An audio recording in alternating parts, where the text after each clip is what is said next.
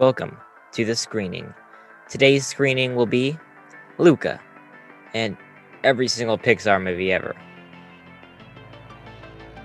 Hey everyone, and welcome back to the screening. I am, of course, your humble Delocan host, Cooper Cobbs, and it's just me today. I'm all alone here recording. I apologize that the three other panelists that usually appear on the show, Matthew and Isaiah and Tanner, could not be here. They were all at family camp, and I'm here by myself. But I do hope that we will all be back next week in 2 weeks with Raya and the Last Dragon. But scheduling just didn't work out, so here I am. In order to get an episode out to you guys, I'm doing it by myself, and I thought, well, what could I do to make this interesting episode by myself? And I thought I'll review the new Pixar movie that just came out, Luca, on Disney Plus and the theaters. And I thought that I'll also, because why not rank every single Pixar movie? Now, this started out just as me doing my top 5 and my bottom 5, but I thought, what the heck, let's go for all of them. I want to give you guys a full episode. So here we are. We're ranking all the Pixar movies. We're talking about Luca. Now, this really started because I went to camp a few weeks ago, and on the way to camp was a 14-hour bus ride to the beach, and we watched about half of every single Pixar movie. And so I thought it'd be fun to rank all of them and kind of give my thoughts on all the Pixar movies, and also to kind of review Luca as well. You know, Pixar I see as the last place in film to tell a good story. Pixar has made a lot of quality animation films compared to, especially DreamWorks and its other competitors. Pixar is the top tier of is a top tier of animated movies, and so I'm excited to rank them. And so most of these movies, or some of the movies that towards the bottom, I'm gonna have a lot of critical thoughts about. But I want you to remember that even the bottom ones of Pixar are probably gonna be better than a lot of the other movies that DreamWorks and Blue Sky and whatever their animation studios have made, of course. So, real fast, before we get into my rankings, I'm going to go ahead and review Luca. And first, before I get into kind of the spoilery section, I'm going to go ahead and give my non-spoiler review, and then we can move into the non-spoiler section. So, first off, Luca, beautiful animation style. The water in Luca is beautiful. The town of Porto Rosso is completely beautiful. The animation is stunning. It's gorgeous. What else? Oh yes, and the characters in it are animated kind of like a stop motion movie, one of those claymation movies, except it's like CGI and looks real. Anyway, animation is beautiful. You're probably gonna hear me say that a lot talking about these Pixar movies. So, in my opinion, this was just a meh Pixar movie, and you'll see we'll rank it in just a second. But the story was just kind of thin. The villain is an absolute zero. The villain of the movie is terrible. He has no complexity. He's a trope. In fact, this movie is really full of tropes, which is not usual for Pixar. Pixar is normally creative and really, really creative with their stories. And I was just really disappointed by this movie. I thought it was fine, but it was really slow. Let's see, what are my notes here? Yeah, I thought it was slow. Again, it's one of those stories of a kid, deceiving his parents, going against his parent wishes, and at the very end of the movie, the parents say, "Oh, we were wrong, you were right." And in reality, in the movie, the parents were only trying to do what they thought was best for Luca when he did what he did. Anyway, so now that was my non-spoiler review. It was meh. The animation was beautiful. Didn't live up to my Pixar expectations. So now in the spoiler section, and I'll go ahead and lay out the plot if you haven't seen it and you don't care. So essentially, the plot is Luca is somewhat of, it's not a it's like a mermaid, except it's all not, it's mer, whatever that is. But it's more of the sea monster type of the mermaid. Imagine a merman or a mermaid, except there's no human and it's just the mer self. So they have tails, they have legs, and it starts with Luca underwater, and he's like tending the fish, which is like a sheep.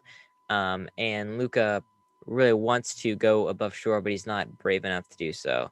And his parents are kind of watching him. They see he's interested in going above there, and then he meets Alberto, and Alberto is he becomes close friends with Alberto. Alberto is a sea monster who has gone on shore, and when the sea monsters go on shore, they become human. And when they're wet, they become the sea monsters again. So whether they're wet or dry, they're sea monster or human. And Alberto convinces him to come out and see the beauty of the world. And they want a Vespa. They want a scooter. They want to be able to be free. And eventually his parents catch him and they want to send him down to the deep, dark depths of the ocean. And then he runs away. And his parents only want to help him. They only want to care for him. They want to do what's best for him. And he runs away and he goes with Alberto and he goes to the town in hopes of pursuing a Vespa. And here we kind of have the middle act, which is just a lot of essentially having fun with telling a sea monster about the world, setting up this bike race to where if they win the race, they can get money. We meet the villain, who, like I said, was a terrible villain. He's absolute zero. He's just a typical, teenage jerk to these kids and also their friend Julia. And all this kind of stuff happens at the very end. We also have the town hates sea monsters and wants to kill them all and blah blah blah. So at the very end, you know what happens. It rains on the day of the race. They get revealed as sea monsters, and the townspeople are forced to accept them as they are, which is again these pretty much the message of every single movie that has come out since 2020 has been we need to come together, we need to accept each other as we are, and I just was like, I didn't really like the whole point of the movie, and also the point was friendship, and I like the friendship aspect of it. But really, the whole point was we need to accept people for who they are, and I was like, come on, guys, be more creative for this. Um, I did like the ending though. The ending, it wasn't a tearjerker in any way, but it was just fine. The town is beautiful, the setting is beautiful, and everything else. But like I said, Pixar is really the last place in film to tell good stories, and the story was just thin, and it wasn't as good as a story as I was expecting. Now, with that out of the way, without further ado, let us get into my rankings of every single Pixar movie ever, except for Soul. I have not seen Soul. I probably will, just to say that I've seen it. But besides Soul, I'm going to rank all 23 Pixar movies here, starting with the worst and going to the best. So, the worst, number 23, Brave. Now, Brave feels like a Disney princess movie that Disney made, and yet it was made by Pixar. I was shocked when I found out this was a Pixar movie. I thought it was a Disney animation movie, but it was Pixar. I've never liked this movie. My mom has never liked this movie. Anyway, I'll get down to it. The animation I've always felt was subpar for this movie. And I know that a lot of people think that, it's for the time, and it just doesn't hold up even as well as some other movies that were made earlier does. So the animation just isn't quite as good for me. The story was, again, another trope that just Disney likes to make, which is kind of why I thought it was a Disney movie at first, which was, the daughter, Merida, doesn't like her mom. She feels like her mom is oppressive and making her take on responsibility. And then she just wants to be free and go live her own life and not be a princess and all that. And at the end, they both kind of reconcile. They both say they're sorry, when in reality, it was just Merida being like that. Her mom was only trying to help her take her, responsibility. So in that matter, it's very, Disney-ish in the fact that they would reject authority. Authority is oppressive, blah, blah, blah, blah, blah, stuff like that. What else is there? Yeah, also for a Pixar movie, this is a kind of scary movie with the bear. So it came out in like 2012, and when I first saw it, I may have been a little scared, maybe. But besides that, really, I don't have anything good to say about this movie. It was fine. It is for Pixar. No, it's not fun. Number 22, A Bug's Life. Now, I'm going to be honest, I have not seen this movie all the way through since I was a kid, maybe 10 years ago. So all of my judgment on this is based off of what I remember. And a lot of these movies on this list I haven't seen since forever. But From what I remember, the animation is really wonky. I mean, I accept it was the second one. I think it's like the second animated feature that was made with CGI. So I'll go ahead and look past that. But I remember it being a weird drama kind of a movie, just very weird.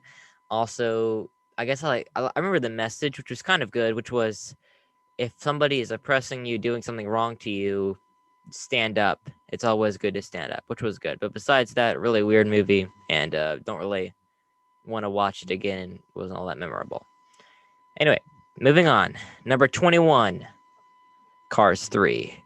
Now, you're kind of shocked probably that this isn't Cars 2, and you're probably going to be surprised where I rank Cars 2.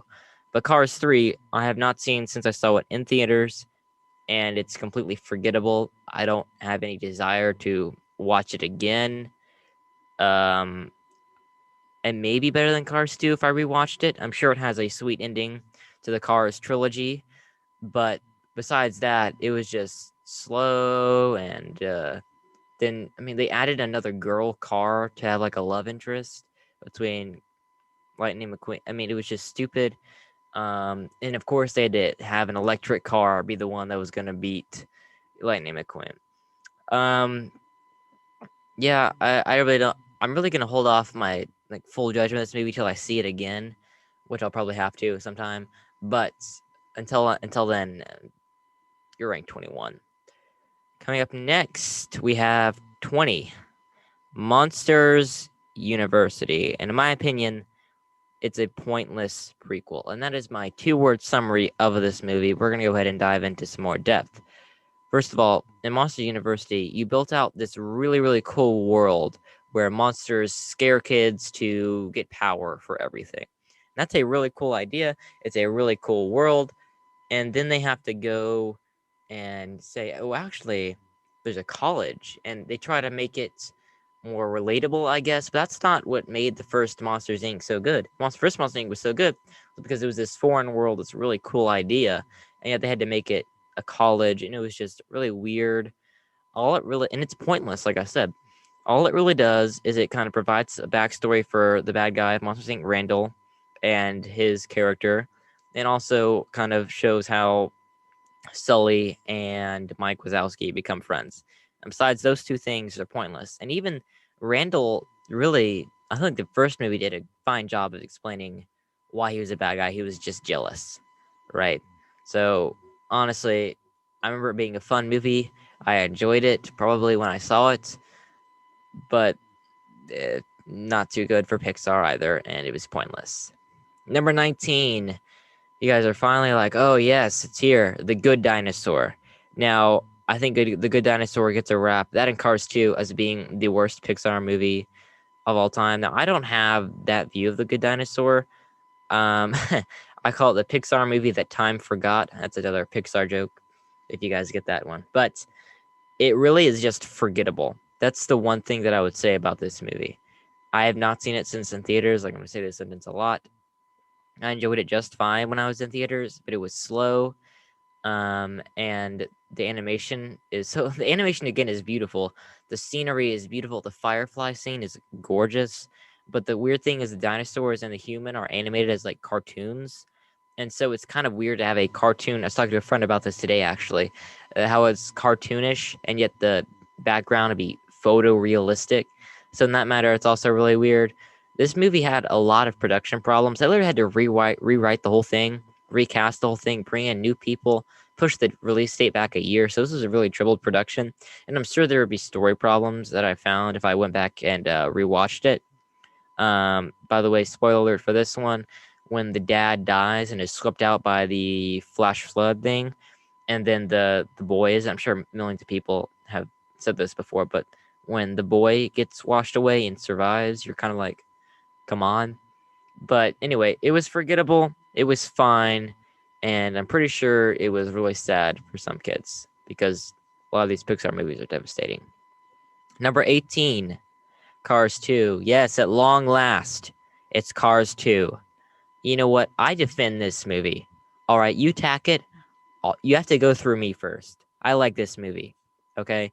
This is kind of where I start to say Okay, past this point, pretty much they're just good, and I'm just ranking the worst of the best. Okay, this movie is fun. It's Larry the Cable Guy is a spy. Who doesn't like that? All right, it expands more on Lightning and Mater's friendship.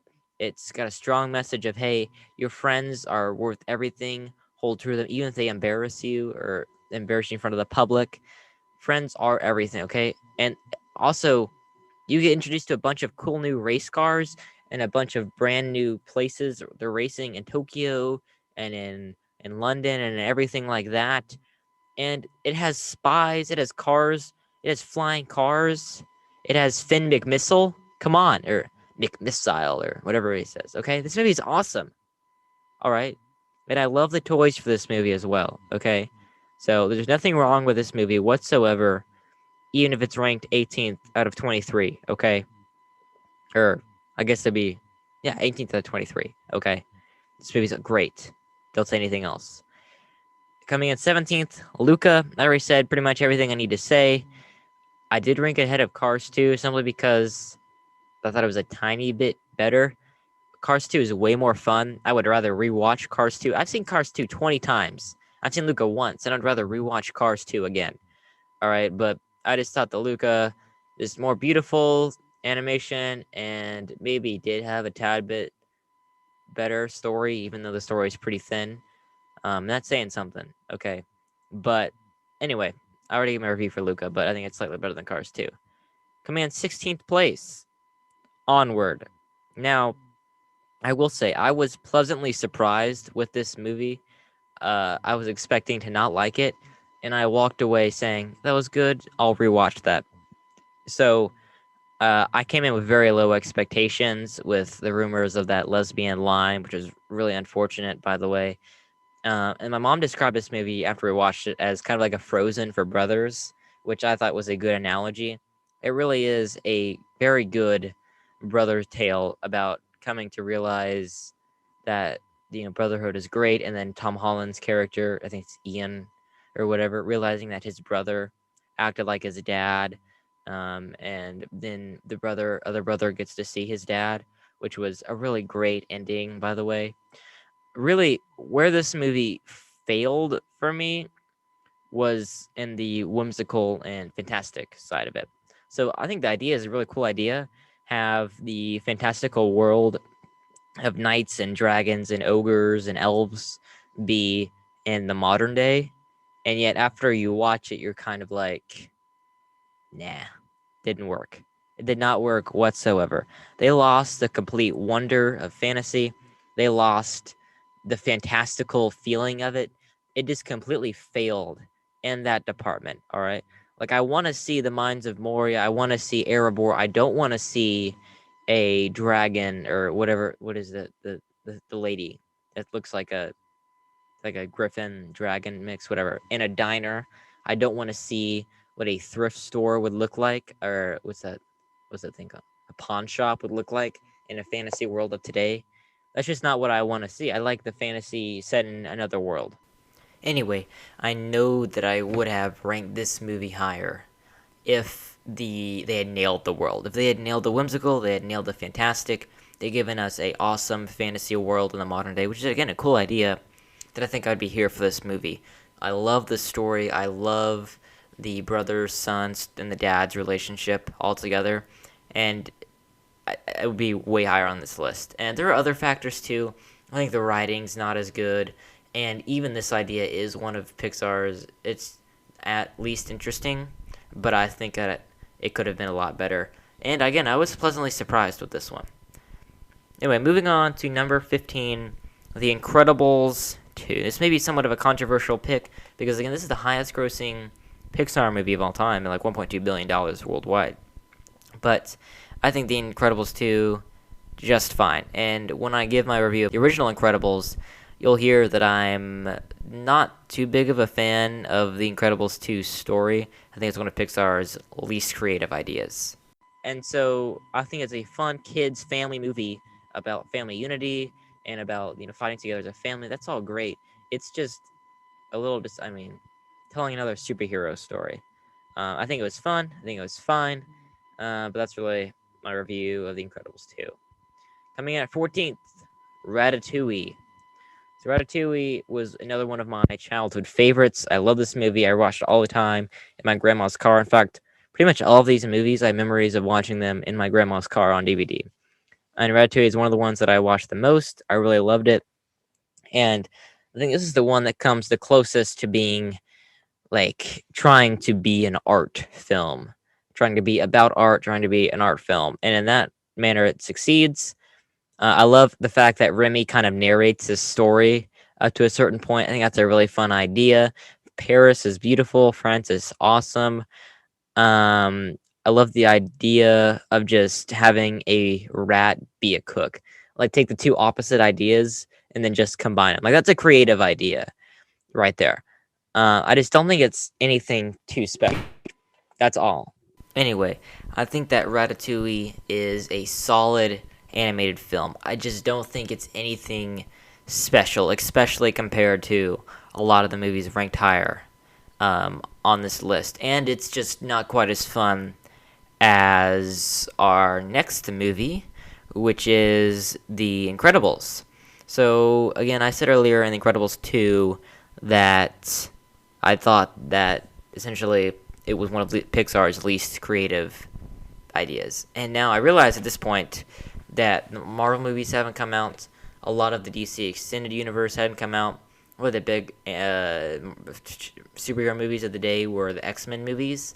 But I still feel, I guess, even now, that it's just a little overwrought. It's not creative. I mean, they made it as... Look, it's a fun family flick. That's my movie, okay? With superheroes, alright?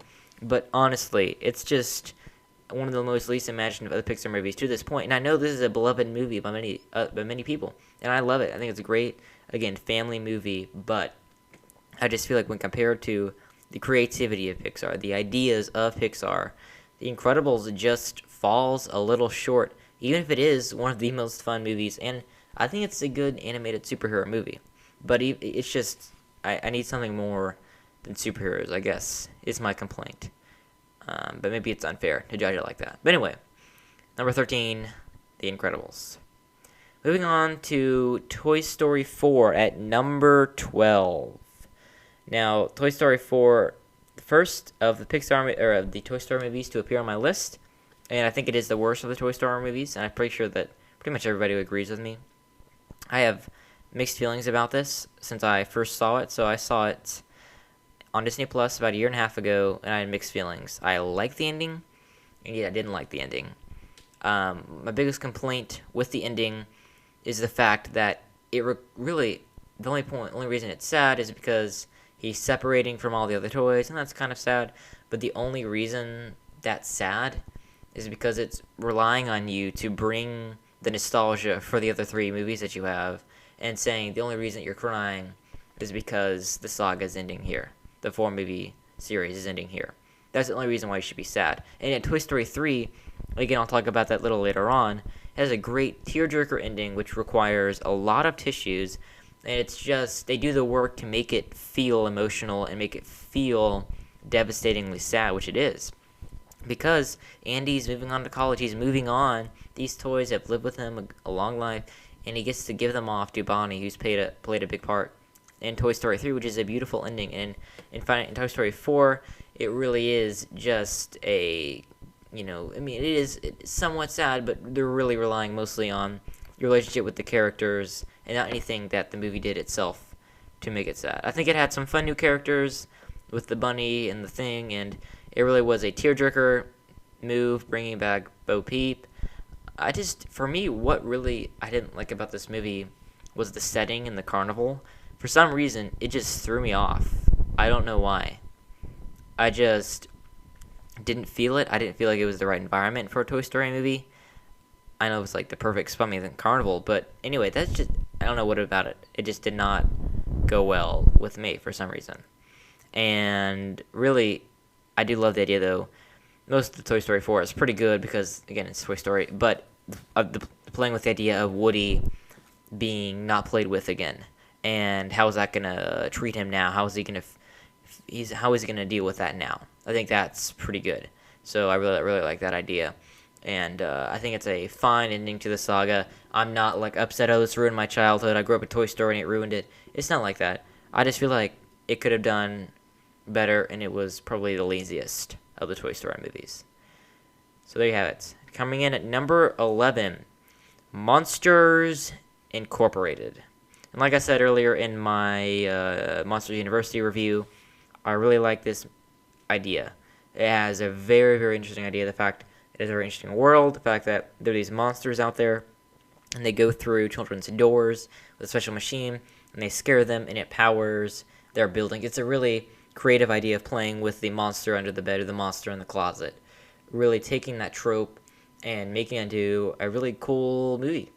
Pixar has incredible ideas like this. That's why it sets it apart, because it's creative, and they're just good stories and have good morals and stuff. But that's one of the reasons they have really creative ideas. And Monsters Inc. is an example of that. Also, has my favorite ending of pretty much any Pixar movie, when he gets all the shavings of the door, and he's able to put the door back together and to say hi to Boo again, and then the movie cuts to black right there. That's awesome. That's a great ending. I love it. I'm just wondering what the meaning is. It has lovable characters, everything, but why? What's the point? Is it we don't need to be scared of the monster in the closet? Is it laughter is the best medicine? Is it scaring people is bad? Is it tricking people? I'm just not sure what the message is here. I love the movie. I think it's great. It's ranked a little lower on my list because I'm wondering what the point is. And I think it's not quite as good as some of the other movies on this list. But if there was a point to this movie, it would be ranked higher again. Great ending, great characters, creative idea. Coming in at number 10, Finding Dory. Now, when I first saw this movie, I would have told you this was better than Finding Nemo. I used to joke with my dad that the only sequels that were better than the originals were Terminator 2 and Finding Dory. I have not seen Terminator 2, and again, I think Finding Nemo is better than Finding Dory. But I really, really liked Finding Dory on my first watch, and while I think Finding Nemo is better now, I still think that Finding Dory is really good. It's a good sequel. I'm a little disappointed that Ellen DeGeneres is Dory because I don't like her as a person, but I guess she's fine as an actor. The animation, again, is beautiful. The thing is, I don't know what it is here, but I just feel like they lost something in the animation that I think it really is. The technology got better. They were able to create the vibrance of the ocean better, but I like the ocean in Finding Nemo. I love that. I think that it's almost too, like I said, vibrant in this movie. I think that it loses some of the beauty in Finding Nemo. But again, that's me being nitpicky. But I love Finding Dory. I love the story. I love Dory's backstory. I love everything like that. So, congratulations. One of the best sequels in Pixar's verse. Finding Dory, number 10. Coming in at number 9, Coco. This is another one where I was pleasantly surprised. And that's one of the reasons why it's ranked so high on this list.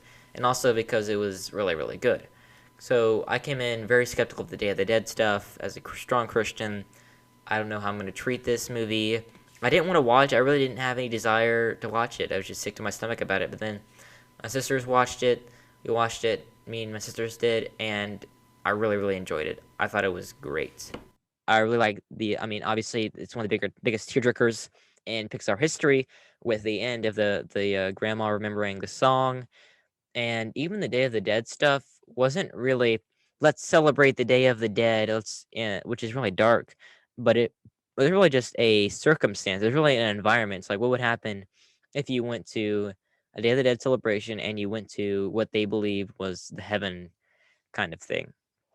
And the whole thing of remembering family members is beautiful, and it's awesome. And Coco is just really beautifully animated.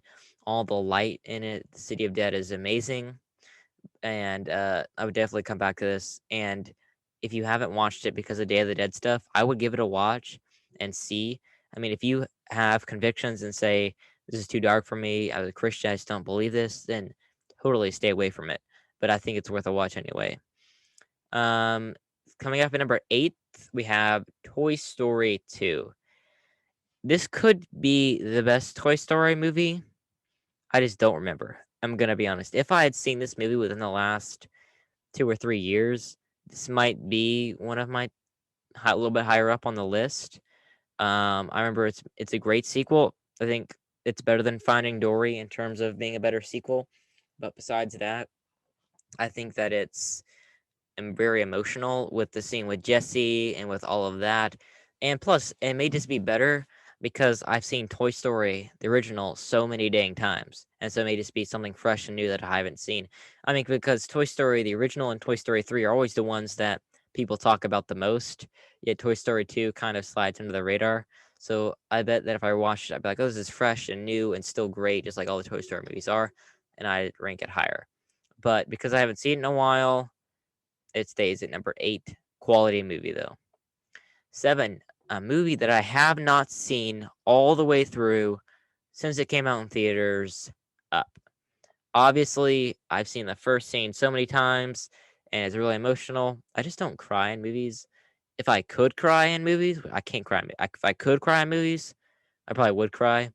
And the opening scene is, from what I've heard, it really has that opening scene and then doesn't have anything else, and it just relies on that scene to kind of make the movie better than it actually is.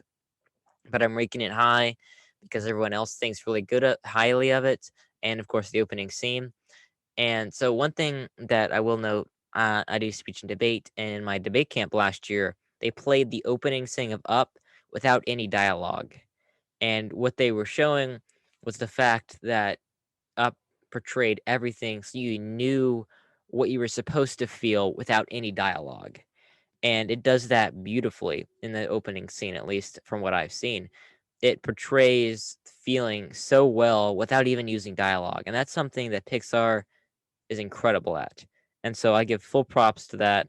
And because that first scene is so good, I haven't seen it in forever. Um, I'm ranking it number 7. I will rewatch this within the next 2 weeks. I'm going to Colorado on a road trip, and I will watch Up on the way. And in our Ride in the Last Dragon episode, I will give you an update to tell you what I thought of it. And it'll probably be positive, but I think I'll maybe rank it. I don't know. I just know that a lot of people don't like the second and third acts of the movie. So I'm really interested to watch it again and see what I think. So I have not seen this since theaters in 2009 all the way through. I've seen bits and pieces of it. I remember bits and pieces of it, but I haven't seen this all the way through since theaters. So really, really excited to watch this one again. Coming at number 6, the original Toy Story. Now, if I was being honest with myself, I probably would rank this a little lower. I'd probably put it right around 10 or 11, but I have to give this movie props because it holds up. I rewatched it on this infamous bus ride that I was telling you about earlier, and it was still really good. I mean, I have to give it props for being the first ever feature-length CGI animated film, and the animation still, I mean, it's still nowhere near the quality of today, but it holds up just fine. It's a really interesting concept of playing with toys. It's a really it plays with deep themes like being forgotten, not being remembered. And this is just a childhood film that I am nostalgic for. So possibly I could rank it lower, but right now, number 6, and I give credit to it. Great. Number 5, Toy Story 3. I said this earlier in Toy Story 4. I wish they had stopped here. In terms of entertainment, this might be the best Toy Story movie. It's really fun. It's really entertaining. It keeps you going. It's got a really interesting villain and Lotso. It develops the characters of Woody and Jesse and Buzz even more. And again, the tearjerker ending with Andy passing off the toys to Bonnie is just all really, really awesome. And it's just a quality film, quality animation film. Really, really good. And then coming in number 4, so we're inside the top 5 now. Number 4, Wally. Now, had I not thought about this more, I probably would have put Wally up at the top. If you had asked me maybe a year ago, I probably would have said Wally. And I really can't tell you why. First of all, it's beautifully animated. It's a great story, probably one of the best stories that Pixar has ever come up with. And it doesn't hit you over the head with its message. So, the whole point of Wall-E is essentially that this far right-wing, corporation has taken over all of the market, and then essentially the world gets run over with trash. And it doesn't hit you over the head with this message. It doesn't say global warming, be a good steward or something like that. It just plants you in this setting and says, well, what happened? And I really, really, really like that. I think that's great. If they had hit you over the head with a message, this movie would not be nearly as good. But that's not the focal point of the movie so much. At least that's what I feel. And it's great. Also, like the first 20 minutes of the movie, there's like zero dialogue, which, like I said earlier, Pixar is great at doing that. They're great at creating mood and the tensity of the scene without any dialogue whatsoever. Wally is a really, really cute character. Eve is a really good character. The whole plot about the fat people on the ship is fun and interesting. And the fact that the AI doesn't want to, land the ship with the boot of with the soil in it. And also another thing that I think helps the message not be so overwrought is the fact this was 2008, and now all the rage is climate change and global warming. And this was a movie about trash and how we don't need to keep throwing things away. And it doesn't hit you over the head with that. By the way, I was in the library the other day, and me and my mom were, and it had a trash can and a recycling bin, and over the trash can it said landfill, and over the recycling bin it said recycling. And I just paused to admire the subtlety and the acuteness and the awareness of the library to put landfill over the trash can to make me feel guilty about throwing things away. So I put my plastic water bottle in the landfill. I'm kidding. I didn't do that. But anyway, that's something I share the story as something that's trite and contrived, and it slaps you in the face and says, "You idiot! Why are you putting anything in the landfill?" And this movie is more of, okay, let's explore. It's been explored dozens of times. Let's see what happens if the world is overrun by a fascist corporation, a right wing corporation, and essentially covers the world in trash. And then let's say this robot who's designed to pick up the trash finds life, and everybody else is in space and they're fat and they don't know the first thing about living on Earth and farming, and go from there. And that's awesome. Number three, I think it's the most ambitious Pixar movie, Inside Out. This movie is it's awesome. It's great. And you don't think of really the most recent Pixar movies being the best. Like let's see.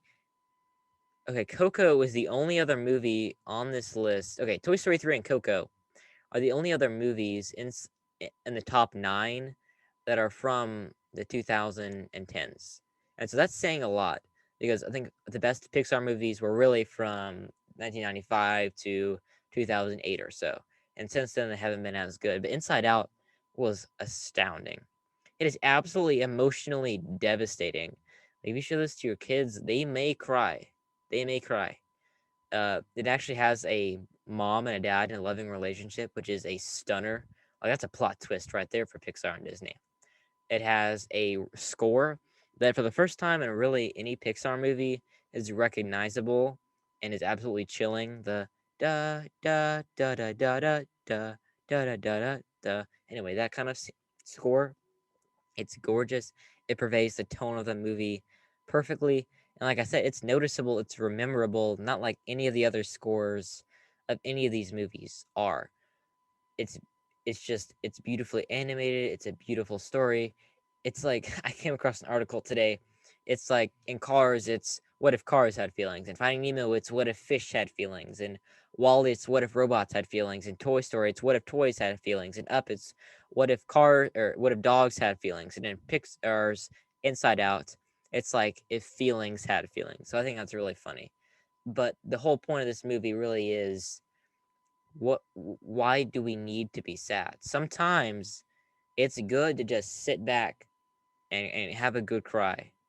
It's okay to be sad. We need sadness to get over things sometimes. We can't just keep suppressing things and looking optimistically at some things.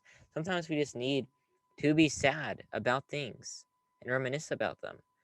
And that is an absolutely so mature for this corporation, and it's awesome. And if I didn't, this could be number one on my Pixar movie list. It could be number two or number. It's just awesome. I really like it. Really like it. Number two, another nostalgic childhood favorite of mine, Finding Nemo. And when I just think of this movie, it just gives me chills. Really, the opening credits scene, the of just the ocean and how beautifully animated this is. The one of the most beautifully animated films. Okay, I've said this so many times in this episode, but it is gorgeous. It is an awesome father-son story, and so this is what I really like about this. It's like I said earlier, what one of my main issues with Brave and Luca are that the kid was the one in the wrong, and yet the parents were the ones who were apologizing for doing what they thought was best for their child. And in Finding Nemo, it is the father's fault, and he knows this, and he realizes this, and he wants to go save his son, and it just works. And I don't really know why it works over Brave and Luca, but it works so well, and it is just an amazing story, just so good. I highly recommend this one. Yeah, great. And of course, number one, not at all controversial, not at all the third worst movie of all Pixar movies, according to Rotten Tomatoes. Not at all Cars. Now, it is of course Cars. Now, obviously, this is somewhat of a controversial choice. People are like, "Oh, you're just nostalgic. It was just a childhood favorite." Okay, yes, and that may be why it's ranked so high. It's not ambitious as some of these others. Doesn't have as strong as a message as like Inside Out does, or as emotionally wrecking as Up or something like that. But this is the best Pixar movie and maybe the best CGI animated film of all time. Okay, I rewatched Cars on this road trip in the bus, and it held up very well. I was really afraid to watch Cars again. I remember it being the best animated movie of my childhood. I remember loving it. I was like, oh no, my inner snob is going to come out and I'm going to hate this movie. Did not happen. I loved this movie. It held up incredibly. It's the perfect story of Lightning McQueen, the arrogant young son of a gun who by the end of the movie realizes that there is more to life than just winning a race. All right. Okay, come at me. Okay, this is a beautiful movie. It obviously makes you nostalgic for small town America. The canyon scenes are beautifully animated. Uh, come on. Okay, come on. I did fall asleep in the middle of this movie. Okay, but it wasn't the movie's fault. I missed like the best part of the movie. Okay, I fell asleep when Lightning McQueen and Sally were going on their little drive of theirs, and James Taylor was singing "Our Town." You know that song, that emotional song about uh, your Springs disappearing from the map because of the interstate. And I woke up. When did I wake up? Right as Lightning McQueen was getting taken away by everybody, by the press and all that. And I missed the cow tipping, which is the best scene of the movie by far. But I really love this movie. It was great. The moral of friendship and how he pushed the king over the finish line at the end. By the way, total respect for this movie for calling the king the entire time, even when it didn't make sense in the sentence. Thank you, Mr. the King. Thank you. Like it doesn't make any sense. It like the total respect for Pixar for sticking with that. Really, like I'm not being sarcastic. Respect. Anyway, I love this movie as a kid. I love this movie now. Owen Wilson is great. Mater, Larry the Cable Guy is awesome. The heart of this movie is just it's an impenetrable rock. Right? The heart of this movie is good and it's beautiful, and it may not be as good of a story as some of these other Pixar movies, but it's really close and it's really beautiful and it's awesome. Well, you have it, guys. I've ranked 23 of the 24 Pixar movies, and when have watched Soul, I'll let you know when I'll do a mini review. I hope you guys enjoyed this. I'm sorry it's just to me. I will be hopefully with the other guys next week. Let's see here. I'll do some donor shout outs. And if you want to get a donor shout out, you go to patreon.com/the screening. You donate $5 or more, you get a donor shout out on the show, just like I'm about to do for our patrons. So I'm going to say the patron, and then I will also say which character from Cars they're going to be. Since we only have three, I think I'll do the King, Lightning McQueen, and what's the I forget his name. Wow, I forget his name. Chuck, right? It's Chuck. I forget, but it's gonna be Chuck. So for Mr. and Mrs. Ryatsky, they can be Lightning McQueen. Okay, if you guys ever met Mr. Ryatsky, he's a son of a gun. All right, he's really fun, really funny, and he tortures Isaiah a lot. We love him. And Mr. Killingsworth can be the king. He's a lawyer. He's dignified. He's the king. All right. And then, of course, Matthew's brother, Nolan the Pony Killingsworth, Chick with a K. In case anyone was confused, it's Chick with a K.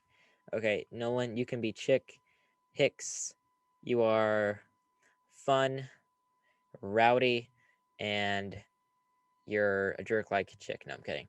We really love our patrons, and we do fun donor shoutouts just like that. We do a lot of bonus content. We do bonus content as well. It's awesome. Support us, please. We need your money. And in the words of Lightning McQueen, ka-chow, and this has been The Screening.